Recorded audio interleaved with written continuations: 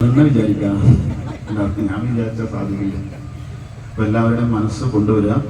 ഇങ്ങനെ കൈയടിച്ചുകൊണ്ടിരുന്നാൽ നമ്മുടെ സമയം പോകുന്നതുകൊണ്ട് എല്ലാവരും പിടിച്ച് കണ്ണുകൾ രണ്ടും അടച്ച് നമുക്ക് ഏതൊരു പൂജ ചെയ്യുമ്പോഴും ആരെ സ്മരിക്കണം? ഗുരുനാഥനെ സ്മരിക്കണം. ആ ഗുരുനാഥനെ സ്മരിക്കുന്ന മന്ത്രങ്ങൾ ഇവിടുന്ന് ചൊല്ലിത്തരം എല്ലാവരും ഉറക്കി അത് ഏറ്റു ജപിക്കുക. ഗുരു ബ്രഹ്മ ഗുരു വിഷ്ണു ഗുരുദേവോ മഹേശ്വര ഗുരു സാക്ഷാത് പരം ബ്രഹ്മ തസ്മൈ ശ്രീ ഗുരവേ നമഃ.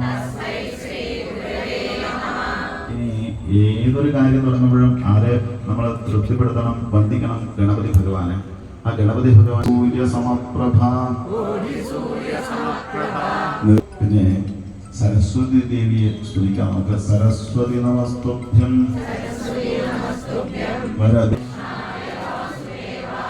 ദേവകീ നന്ദനായ ച കൃഷ്ണായ നമഃ. അർച്ചിക്കുക. വീണ്ടും പുഷ്പങ്ങൾ എടുക്കുക. ഓം കമലാനാഥായ നമഃ. ഓം വാസുദേവായ നമഃ.